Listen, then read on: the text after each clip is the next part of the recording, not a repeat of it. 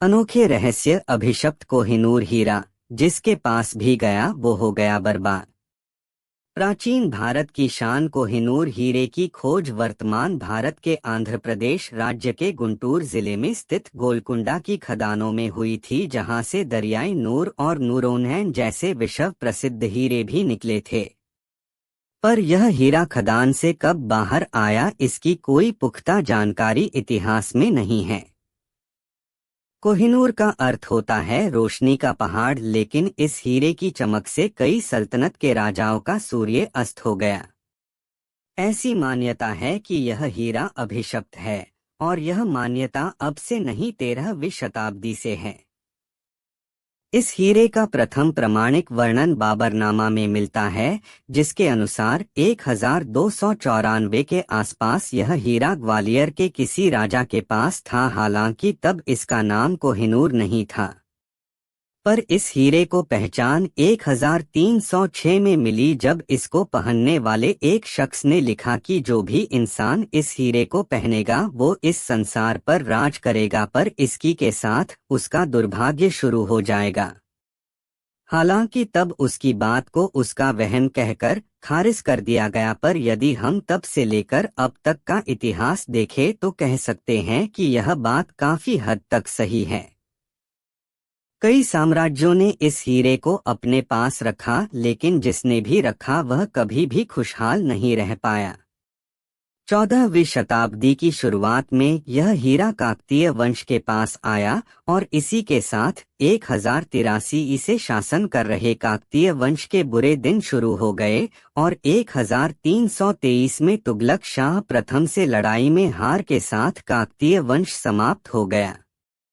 काकतीय साम्राज्य के पतन के पश्चात यह हीरा 1325 से 1351 तक मोहम्मद बिन तुगलक के पास रहा, और 16वीं शताब्दी के मध्य तक यह विभिन्न मुगल सल्तनत के पास रहा, और सभी का अंत इतना बुरा हुआ जिसकी कल्पना भी नहीं की जा सकती थी।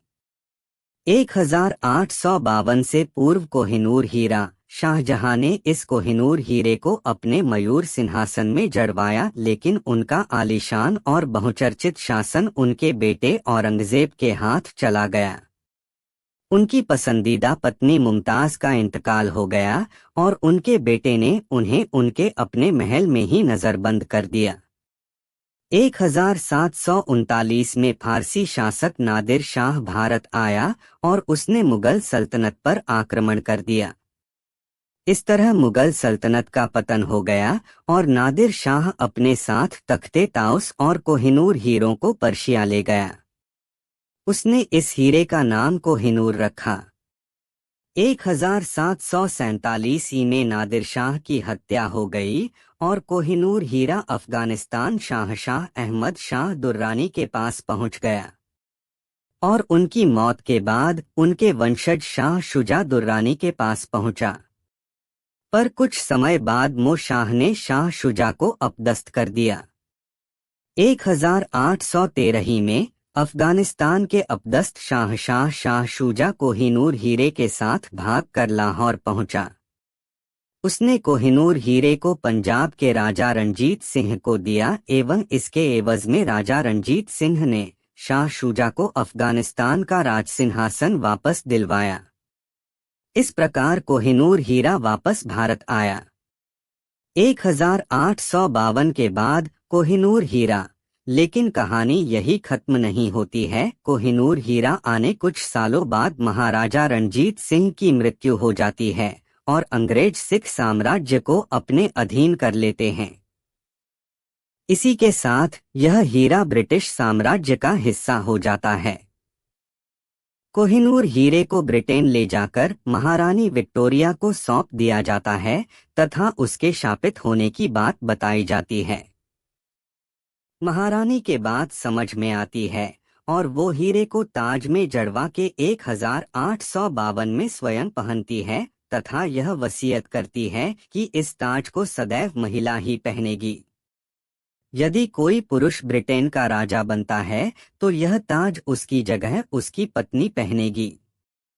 पर कई इतिहासकारों का मानना है कि महिला के द्वारा धारण करने के बावजूद भी इसका असर खत्म नहीं हुआ और ब्रिटेन के साम्राज्य के अंत के लिए भी यही जिम्मेदार है।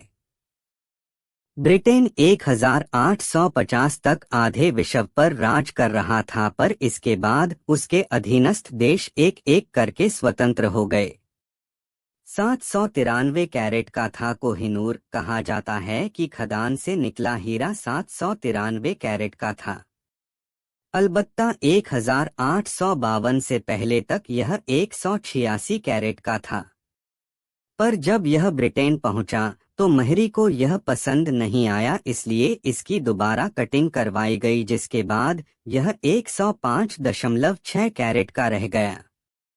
क्या है कोहिनूर हीरे की कीमत? What is the price of Kohinoor diamond? Kohinoor हीरा अपने पूरे इतिहास में अब तक एक बार भी नहीं बिका है। यह या तो एक राजा द्वारा दूसरे राजा से जीता गया या फिर इनाम में दिया गया, इसलिए इसकी कीमत कभी नहीं लग पाई। पर इसकी कीमत क्या हो सकती है, इसका अंदाजा आप इस बात से लगा सकते हैं कि आज से 60 साल पूर्व हांगकांग में एक ग्राफ पिंक हीरा $46 मिलियन था, जो कि मात्र 24.78 कैरेट का था।